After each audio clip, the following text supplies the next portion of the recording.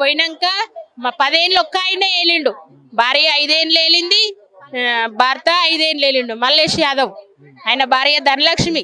అలా నీట గెలిపించుకున్నాం, మేము ఇస్తామని చెప్పారు మాకు. అప్పుడు కేసున్నది అది ఉన్నది అని చెప్పి మమ్మల్ని భయపెట్టించారు. ఆ తర్వాత మళ్ళీ ప్రభుత్వం మారింది, రవి సర్పంచ్ ఎక్కిండు, మళ్ళీ టీఆర్ఎస్ ప్రభుత్వం ఉన్నది. అప్పుడు వచ్చిండు, అప్పుడు వచ్చి అక్కడ బోర్డేసి ఈ శిల్పం కట్టేసి ఏమన్నారంటే మీకు 80 గజాలు ఇస్తాము, దాన్ని గెలిపిరని చెప్పిండు. అయితే మన అని చెప్పేసి అప్పుడు గెలిపించినాం. మళ్ళీ మొన్న ఇట పోయినాం ఆయన దగ్గరికి. అసలు మీరు ఎందుకు వచ్చిర్రు, మీరు ఓటేసిరా ఏమన్నా మాకు? లేదు, ఇప్పుడు మాకు 6 నెలల కిందనే కట్టుకోవాలి కదా అంటే, అవన్నా మరి మొన్న ఎట్లా వచ్చి నువ్వు చెప్పినావు, ఇట్లా మాకు చెప్పినావు కదా ఇస్తా అంటానని అంటే ఏం మాట్లాడలేకపోయిండు. మేము 42 రోజులకు ఇక్కడ కూర్చుంటున్నాము. మా ఊరు లీడర్లు గిట్ట ఇట్లా వస్తురు పోతురు, మాకు ఎవరు అది చేస్తలేరు. సబితమ్మ ఒక రోజు వచ్చింది, ఇది నా పాలన ఉన్నప్పుడే ఇచ్చిన నేను, ఇప్పుడు గిట్ట నేను వస్తా, నేను చెప్తా అని ఆమె ఒక మాట చెప్పింది అంతే. కానీ మమ్మల్ని ఎవ్వరు పట్టించుకుంటలేరన్న. 42 రోజులు అవుతుంది. వర్షం మొన్న అయితే మొత్తం ధారావతి వర్షం, ఇట్లా అవి పట్ట ఇరిగిపోయినాయి. అవి నడవలేని ముసలాళ్ళు, బస్సులు ఆపుతలేరు. మాకు బస్ స్టాప్లో పోయి నిలబడితే గిట్ట బస్సులు ఆపుతలేరు. మీరు ఫ్రీగా పోతున్నారంట అని మమ్మల్ని బస్సులు ఆపుతలేరు, ఇబ్బంది పెడుతురన్న. మేము 42 రోజులకోలే ఎండకు వానకు ఒక ఆమెడ కూర్చుంటే టెంట్ కట్టే వడంగానే నెత్తి వలిగిపోయింది ఆమెది. ఎన్ని కష్టాలు పడుతున్నాము. మా 60 గజాలు మేము వచ్చేంత వరకు మేము ఇక్కడనే ఉంటాము. మా ప్రాణాలు వస్తాయా మేము తెగించినాం ఇక. ఎందుకంటే మేము పేదవాళ్ళం, ఒక గజం జాకెట్ కొనలేని పరిస్థితి మాది. మేము అందుకే ఉన్నాం. మాకు 60 గజాలు మాకు ఇయ్యగలరని పెద్దలకు అందరికీ మేము వందనములు చేస్తున్నాము, ధన్యవాదాలు చెప్తున్నాం. అది చూస్తున్నాం కదా, ఖచ్చితంగా కూడా మా 60 గజాల స్థలం మాకు ఇవ్వాలి అంటూ కూడా ఇక్కడ ఉన్నటువంటి వీళ్ళైతే చెప్తున్న సిచ్యువేషన్ కూడా ఉంది. ఒకసారి మనం విజువల్స్ లో చూసుకోవచ్చు. దీనికి సంబంధించినంత వరకు ముఖ్యంగా 2007లో కాంగ్రెస్ ప్రభుత్వం అధికారంలో ఉన్నప్పుడు మాకు ఈ భూములు కేటాయించింది. తర్వాత బీఆర్ఎస్ పార్టీ అధికారంలోకి వచ్చింది, మళ్ళీ కాంగ్రెస్ పార్టీ అధికారంలోకి వచ్చింది. వచ్చిన దగ్గర నుంచి కనీసం మమ్మల్ని పట్టించుకోవట్లేదు. ఇది అంటే పోలీసులను పెట్టి మమ్మల్ని ఇబ్బందులకు గురి చేస్తున్నారంటే కూడా ఇక్కడ చాలా మంది కూడా మాట్లాడుతున్న పరిస్థితి ఉంది. ఒక తల్లి కూడా ఉంది, ఒకసారి మాట్లాడే ప్రయత్నం చేద్దాం. ఎంత వయసు అమ్మా? 70. పందోత్తలని ఇక్కడ కూర్చున్నా? 40 గజాలు కావాలి మాకు. మాకు ఎవరు పెడతారు బిడ్డ చెప్పు? ఊళ్ళో ఇల్లు లేకపోయి లేకపోయి, ఎడగదంత జాగ లేకపోయి, ఈ గరీబుల 2 సార్లు సర్పంచ్ గెలిచే, పెన్నం గెలిచి ఆయన గెలిచే, ఆయన చేస్తే ఆయన చేయకపోయి, తర్వాత రవి గెలిచే, ఆయన కూడా గెలకపోయి, మళ్ళీ ఈయన కాలయాద 3 సార్లు గెలిచాడు. మా ఊళ్ళో ఏం చేస్తున్నాడు, ఏమని చేస్తున్నాడు? మమ్మల్ని చూస్తున్నారా? అడిగినా మరి వస్తున్నాడు ఆయన. 42 రోజులు కూర్చున్నారు కదా, మరి అప్పుడు రాంది ఇప్పుడు వచ్చి ఏం చేస్తాడట? ఇప్పుడు వస్తాడు చూసారా? మా ఊరోళ్ళు వస్తారు, కాలేదా రావాలి, యాత్రకి రావాలి అని ఆపుతున్నారు. ఇట్లనే చూడు, ఒకనాడు తిండి లేని సస్తున్నాం ఈడ. ఇట్లా ఈ భూమి మరి కాలయాదే తీసుకుంటాడట. తీసుకుంటాడు కాలేదా? అయ్యేది ఆయనమ్మదా, ఆయన అయ్యేది ఆయనమ్మదా. గవర్నమెంట్ భూమి మాకు ఇచ్చింది, గవర్నమెంట్ భూమి పెట్టేది మాకు కాంగ్రెస్ పార్టీ ఇచ్చారు.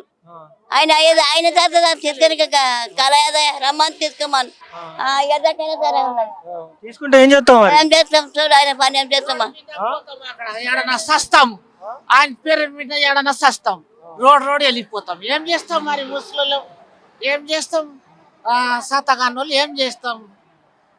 ఎక్కడన్నా వెళ్ళిపోతాం మరి. ఇల్లు విడిచిపెట్టి ఒక పిల్లలు పిల్లలు ఉన్నారు మాకు, మా కొడుకులకు మాకు దాపరికి నన్ను తీసుకుంటా ఎవరన్నా ఒప్పుతారా?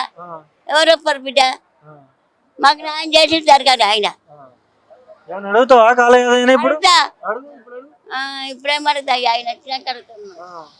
అది చూస్తున్నాం కదా, ఖచ్చితంగా కూడా కాల యాదయ్య రావాలి, వచ్చి మాకు న్యాయం చేయాలంటూ కూడా ఇక్కడ ఉన్నటువంటి బాధితులు అయితే చెప్తున్న సిచ్యువేషన్ ఉంది. దాదాపు 42 రోజులుగా మేము దీక్షలు చేస్తున్నప్పటికీ ఈ ప్రభుత్వం పట్టించుకోవట్లేదు అనే ఒక్క నినాదమే వీళ్ళందరూ కూడా మాట్లాడుతున్న పరిస్థితి ఉంది. ఇంకా చాలా మంది ఉన్నారు, ఒకసారి మాట్లాడించే ప్రయత్నం చేస్తాం. ఇంకా చాలా మంది ఉన్నారు. చెప్పండి అమ్మా, ఎన్ని రోజులు కూర్చున్నారు ఇక్కడ? 42 రోజులు. 42 రోజులు కూర్చున్నాం. పోలీసు వాళ్ళు వచ్చి ఇబ్బంది పెడతానట. పోలీసు వాళ్ళు వచ్చి ఇబ్బంది పెట్టినా, మేము మనల్ని గుంజుకపోయినా, పోలీస్ స్టేషన్లో పెట్టినా, జైలుకి తీసుకుపోయినా, మా 60 గజాలు మాకు వచ్చిన దాకా మేము పోరాటం చేస్తాం సార్. మాకు పట్టాలు ఇచ్చిండు, పట్టాలు ఇచ్చి డూప్లికేట్ పట్టాలని ఇప్పుడు అంటుండు. మళ్ళీ మాకు అక్కడ ఏంది గుడ్డి మల్కాపురం మార్కెట్కి పోవడం జరిగింది అంటుంది. మాకు ఇచ్చిన పట్టాల మీద గుడ్డి మల్కాపురం పోవడం ఏంది సార్? ఇది గుడ్డి మల్కాపురం ఎందుకు పోతుంది? మాకు పట్టాలు ఇచ్చినావు నువ్వు, నీ చేతుల మీకేం పట్టాలు ఇచ్చినావు, నీ చేతుల మీకేనా మాకు పట్టాలు న్యాయం చేయమంటే ఇప్పటి వరకు మేము 42 రోజుల నుంచి చూస్తే ఇప్పటి వరకు వస్తలేడు, ఇన్ఫర్మేషన్ ఇస్తలేడు, మేము న్యాయం చేస్తామంటలేడు, ఏది అంటలేడు. వస్తుండు నేను చేస్తాం మీరు కూర్చోరు అంటుండు, పోతుండు అంతే. ఇక ఆ పట్టాలు ఇప్పటి వరకు వస్తలేడు. మరి మా న్యాయం ఏం చేస్తాం? కిరాయిలు ఉన్న వాళ్ళు ఉన్నాము. మాట్లాడుతుండు, మీరు ఒక ఊరు వేస్తేనే మేము గెలిచినామా అని కాలేదా మాట్లాడుతుండు. అందరు వేస్తే గెలిచినాము కానీ మీరు వేస్తే గెలవలేము మేము అని మాట్లాడుతుండు. కాలేదే అని మాట్లాడేసి వెళ్ళిపోతున్నాడు. ఏం సమాధానం చెప్తలేడు. 60 గజాలు ఇస్తామని పట్టాలు ఇచ్చిరన్న, అప్పటి నుంచి ఇవ్వలేదు. మళ్ళీ శపథంలో మాత్రం ఇచ్చిండ్రు, అప్పటి నుంచి అయితే ఇవ్వలేరు. అందుకే మేమంటున్నాం ఏంటంటే మాకు 60 గజాలు పట్టాలు కావాలి. నెలకి వచ్చి 10,000 రెంట్ కడుతున్నాం. అసలు రెంట్ కట్టాలన్నా, మేము కడుపుకు తినాలన్నా, మరి ఏం చేయాలన్నా మా 60 గజాలు ఇచ్చి గుంజుకున్నట్టు అయిపోయింది. బస్సులు ఆపుతలేరు, ప్రాబ్లం. ముసలోళ్ళు ఉన్నాం, మేమున్నాం, మేమైతే అయిపోతుంది. ఇప్పుడైతే మా పరిస్థితి అయిపోయింది. మా పిల్లల పరిస్థితి రేపు ఏ మజా అవుతుంది? మాకు 60 గజాలు ఇచ్చిన దాకా మేము పోమన్నా పోరాడతామన్నా మేము మా జాగాలు ఇచ్చే వరకు మేమైతే ఎక్కడ వెళ్ళాం. సచ్చుడో వచ్చుడో మాకు రెండే ఉన్నదన్న. నలుగురు అధ్యక్షుల గురించి పోరాడతాం. నలుగురు ఎక్కడ తీసుకెళ్తారో అక్కడ పోతాం. మాకు 60 గజాలు అయితే కావాలన్నా. శిలాపలకం వేసి ఫోటో దిగిన ఫోటో కూడా వీళ్ళు ఇక్కడ పెట్టుకుని సుమారు 42 రోజులుగా వీళ్ళు దీక్షలు చేస్తున్నారు. కానీ ఈ ప్రభుత్వం పట్టించుకోవట్లేదు. మరి ఇది ఎక్కడ ప్రభుత్వం? మరి మీరు ఓట్లు వేస్తేనే నేను గెలిచాను అంటూ కూడా కాలయాదే మాట్లాడుతున్నాడు అంటూ కూడా ఇక్కడ ఉన్నటువంటి ప్రజలు అయితే చెప్తున్నారు. ఇంకా చాలా మంది ఉన్నారు. మనతో పాటు ఆమ్ ఆద్మీ పార్టీ నుంచి హేమజిల్లాలు గారు ఉన్నారు, మాట్లాడే ప్రయత్నం చేద్దాం. చెప్పండి, వీళ్ళు ఏమంటున్నారంటే కాలయాదయ్య డైరెక్ట్ గా అంటున్నాడట, మీరు ఓట్లు వేస్తేనే నేను గెలిచానా అని చెప్పేసి. ఎట్లా చూస్తారు? కొంచెమైనా సిగ్గుండాలా? వీళ్ళు అంతకుముందు అడిగినప్పుడే గత ప్రభుత్వం వచ్చేసి ఈ సబితా ఇందర్ రెడ్డి గారే ఉన్నారు కదా, ఆ టైంలో కూడా వాళ్ళని వచ్చేసి వాళ్ళకు 19 సంవత్సరాలు అంటే ఎంతమంది మారుంటారు బ్రదర్? ఒక్కసారి ఆలోచించండి, ఎంతమంది మారు. అంతకుముందు కాంగ్రెసే ఉన్నది, తర్వాత మళ్ళీ బీఆర్ఎస్ 10 సంవత్సరాలు, మళ్ళీ ఇప్పుడు మళ్ళీ కాంగ్రెస్ ప్రభుత్వం వచ్చింది. మరి కాలయాదయ్య కూడా ఇక్కడ ఎమ్మెల్యేగా ఎన్ని సంవత్సరాల నుంచి? 3వ సారి అనుకుంటా ఈసారి. ఎప్పటికప్పుడు మారుతున్నాడు.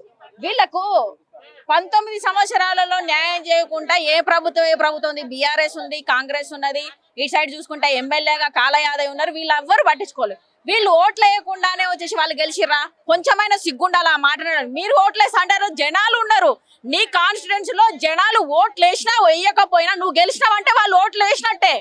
ఎవరైనా నిజంగానే వేయకపోయిన వాళ్ళకి కూడా నువ్వు ఎమ్మెల్యేగా ఉన్నావు, నువ్వు ఆ మాట మాట్లాడద్దు. నీకు అర్హత లేదు అలా మాట్లాడడానికి. కొంచెమైనా సిగ్గుండాలా?